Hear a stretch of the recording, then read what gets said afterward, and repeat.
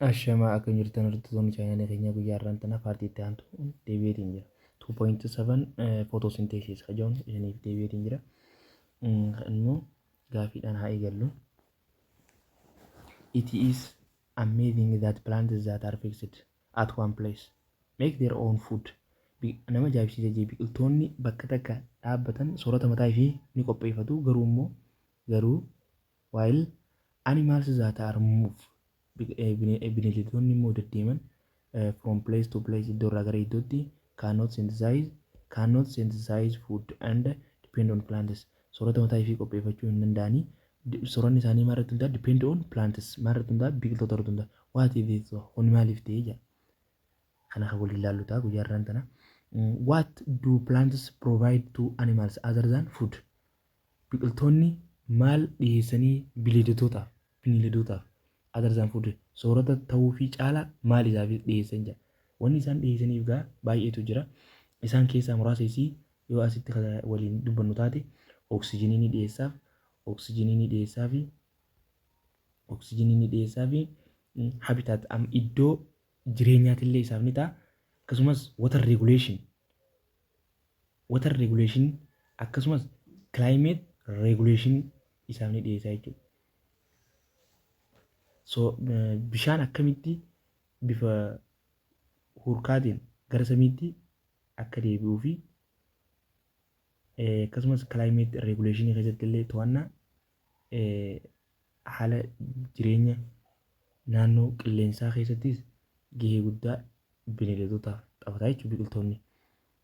Akkasuma kaddaanee jiru gaa what do animals give to plants? Akkasuma gaa animaalonni immoo biqiltuudhaaf maal dhiyeessanii jira? Animaalonni biqiltuudhaaf maal dhiyeessanii? Animaalonni kunis biqiltuudhaaf waan dhiyeessan qaban. Isaanis maal fa'aa dhiyeessanii fi carbon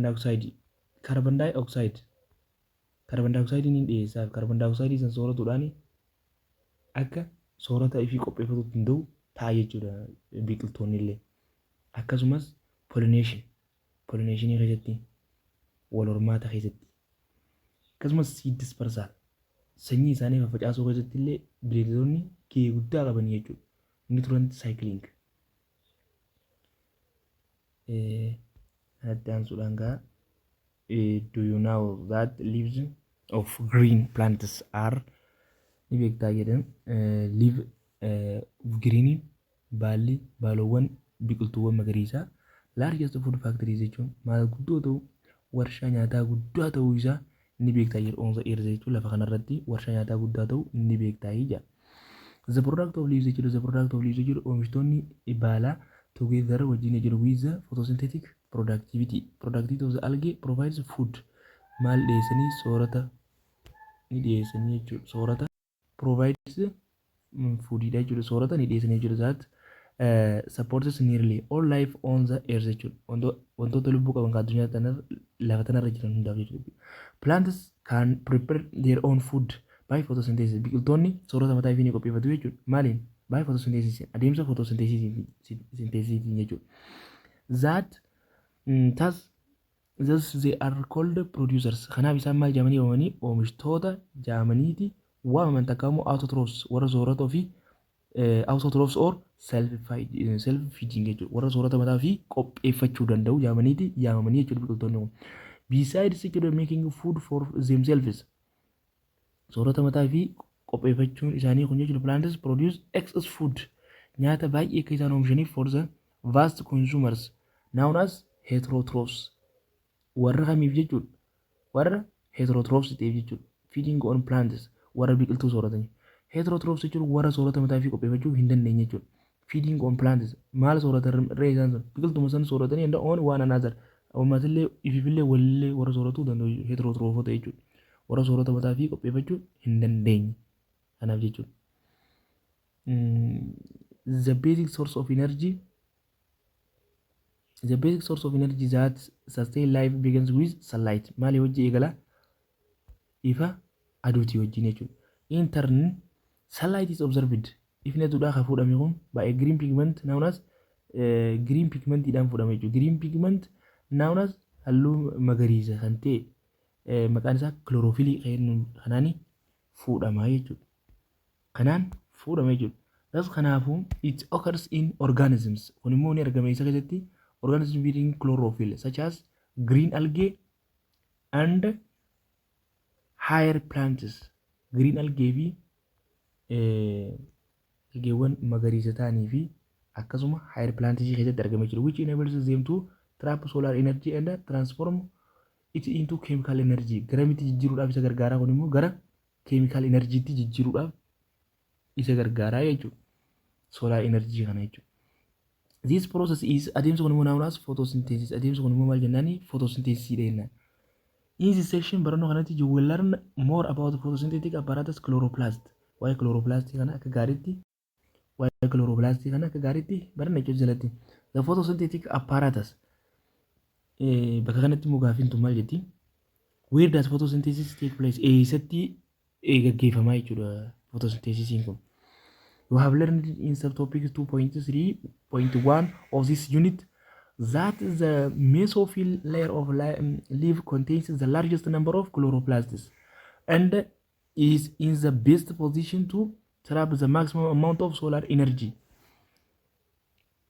Figure 2.13 illustrates the internal structure of the chlorophyll. Mesophyll kun immoo maqaan isaa maal jenneen kabira? Middle layer kana keessatti gaggeeffama jechuudha. Irra guddaatti chloroplast waan inni keessaa qabu achi keessatti gaggeeffama jechuudha. Illustrates the internal structure of chloroplast. Kanas ilaallee turre which is termed photosynthetic apparatus. Accordingly, there are two distinct parts in chloroplast. Chloroplast keessatti daangaawwan lamaatiitu jira jechuudha. Isaanis granum and stroma jennee bakka gurguddoo lamaan kanatti baafnee ilaaluu dandeenya. Granum consists of stacks jechuudha. Stacks of flattened sacs jechuudha. Sanduuqawwan dhakaa'umoo akka wantoota geengoo ta'anii akkana ta'anii jiran flattened kabbaxxee ta'anirraa kabbaxxee kan of keessatti qabatu jechuudha granumiin kun.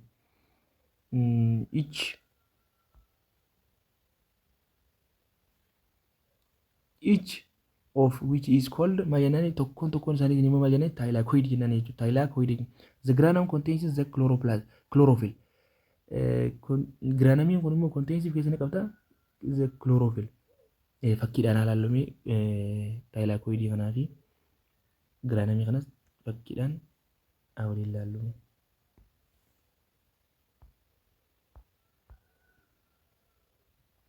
Isii kana jechuudha. Granumiin isa hunda kana yoo nifi ta'u granumiin hunda isa kanaa yoo nifi ta'u tokkoon isa keessa jiru kun immoo maal jennaani? Tokkoon isa keessa jiru kun thylakoid jennaan jechuudha. Thylakoid jennaan jechuudha. Thylakoid jennaan tokkoon isa keessa jiru kana thylakoid jennaan jechuudha. Granum contains stacks of flattened sacs, each of which is called maal jennaani? Thylakoid. The granum contains the chlorophyll. Granumiin kun immoo of keessatti ni qabata chlorophyll of keessatti qabata jechuudha. Chlorophyll of keessaa qaba, enzyme of keessaa qaba and cofactors akkasumas cofactors of keessaa that participate hirmaatan in the light trapping phase of photosynthesis. Maal keessatti qophii maalii soorata photosynthesis adeemsa photosynthesis qopheessuu kana keessatti jechuudha. Adeemsa photosynthesis qopheessuu kana keessatti jechuudha. Granumiin kun akkasumas maalii light dependent reaction jechuudha. Maalirratti hundaa ifarratti kan hundaa'u jechuudha.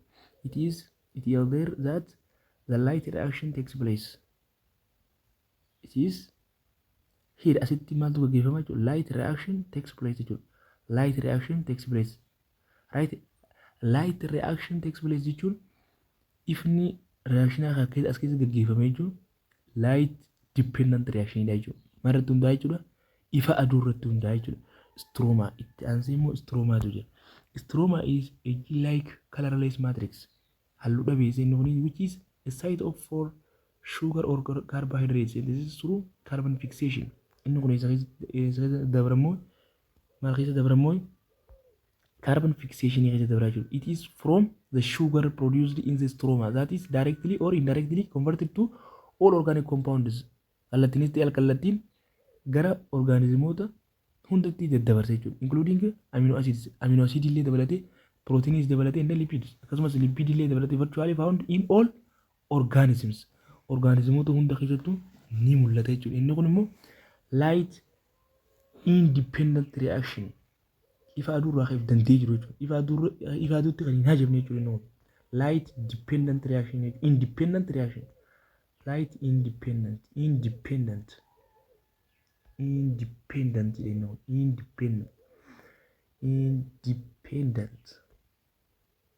dependent kan irraan banne yeroo hedduu waggoota hawla namarrallee baay'ee jira.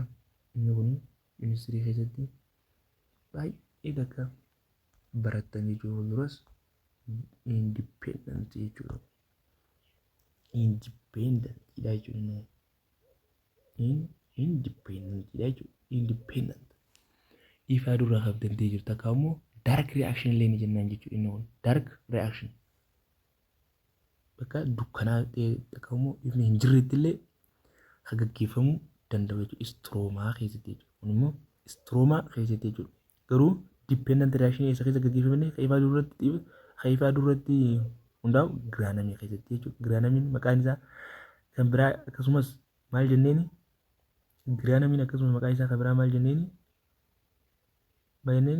Light dependent akkasumas light reaction jenneen jechuudha. Light reaction jechuudha. Kanatti aansee egaa gaafiin tunis how is the structure of chloroplasts best suited for its function? Caasaawwan jechuudha egaa chloroplastidhaa kun akkamiin mijjatoo ta'anii jiru for its function dalagaawwan isaatiif. Chloroplast is the photosynthetic apparatus. The 2.7.2 the light absorbing system in chloroplast. Ifadu sirna ifadu absorb fudhachuu keessatti in chloroplast keessatti in this section we will learn jechuudha. The role of light absorbing pigments mainly chlorophyll and sunlight absorbed serves as agent of photochemical reaction in food synthesis or photosynthesis.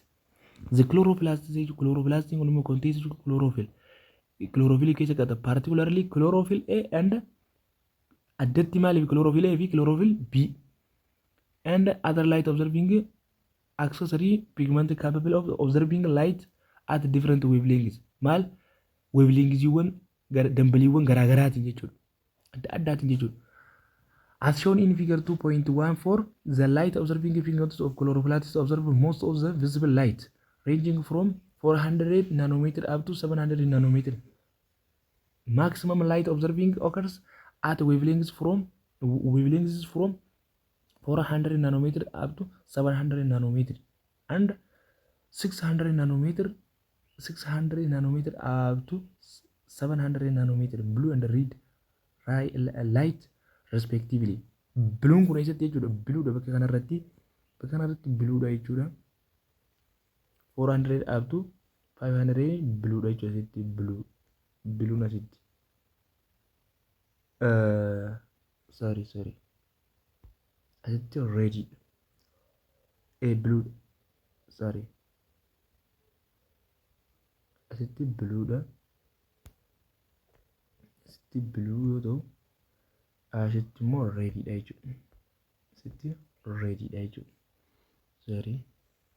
Light ranging akkasuma light ranging from 500 to 600 nanometer that includes kunimmoo keessa maal qabata jechuudha. 500 irraa hanga 600 nanometeriin kun that includes green light maal magariisa keessa qabata jechuudha. It's not observed. Kunimmoo observing hin godhu jechuudha. It is rather irreflected. Irra caalaatti maal godha? Reflector ni deebisa jechuudha. This is the reason sababni isaa kana malee why leaves look green. Baalli isaa maal ta'ee waan mul'atuufi magariisa ta'ee waan mul'atuufi jechuudha. Magariisa ta'ee waan isaa kana fakkaatti 400 irraa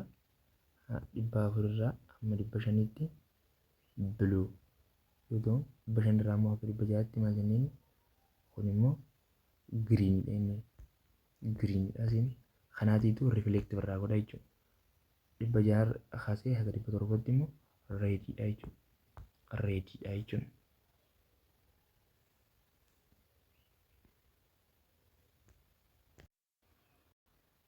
2.7.3 mechanism of photosynthesis jechuudha. Mala dhugaaf tooftaawwan photosynthesis dha jechuudha. Photosynthesis consists of number of photochemical. Maaliif keessatti qabdu lakkoofsota photochemicality and enzymatic reaction. It is the sum total of the following two sub reaction: light reaction and maal jennaani dark reaction jennaan jechuudha. Light reaction and dark reaction.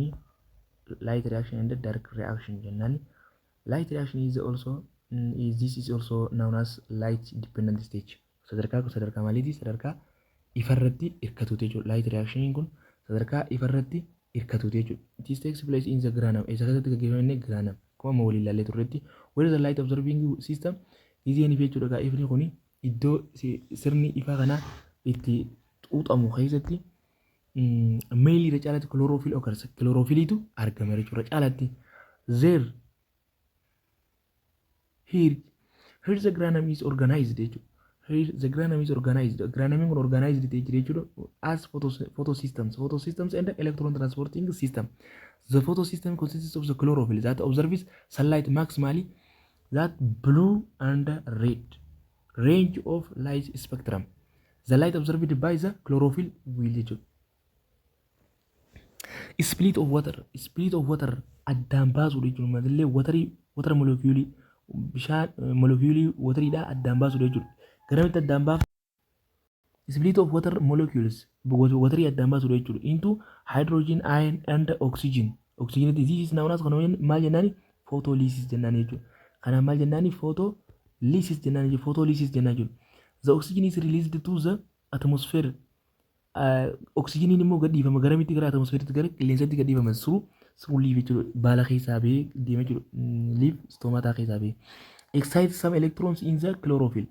Excite akkasumas ni taa'uun excite ni taa'uun ni gadhiifama some electrons in the chlorophyll molecules to higher energy level which pass down the electron transport system. Excite ni taa'uun ni utaala innis eessarraa utaala to higher energy level which pass garamitti gara higher the all excite pass down the electron transport system and generate high energy ATP molecule. Energy ATP molecule. ATP jechuun kun immoo adenosine triphosphate jennaani. Adenosine triphosphate molecule. The ATP or adenosine triphosphate and hydrogen ion harvested ni oomishame jechuudha. During yeroo kam light reaction kana jechuudha. Will be used as an input in the stroma where conversion of carbon dioxide to carbohydrate takes place. Dark reaction. This is also known as light independent. Inni kun immoo dark reaction immoo warra ifarraa of danda'ee jirudha inni. Eessa keessatti gaggeeffama inni immoo inni akkasuma stroma keessatti gaggeeffamaa jennee jechuudha. Kan granum keessatti yoo ta'u kun stroma keessatti jechuudha. This is also known as light independent stage because it can occur in the absence of light. Bootaa ifni hin jirreetti jechuudha inni kun kan gaggeeffamu. Absence of light jechuudha.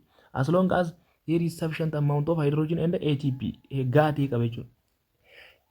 Hydrogen ion gaatee fi ATP gaatee qaba supplied from the light reaction.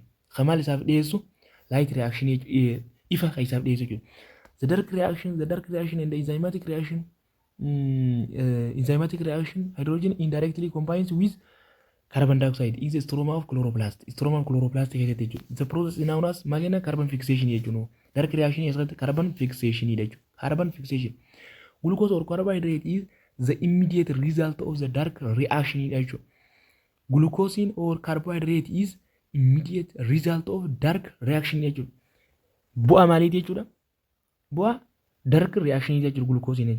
The overall chemical reaction photosynthesis can be summed up in the following equation. Equation in isaatis kana fakkaata. Equation isaa kunis qormaata irratti yeroo baay'ee ni dhufa.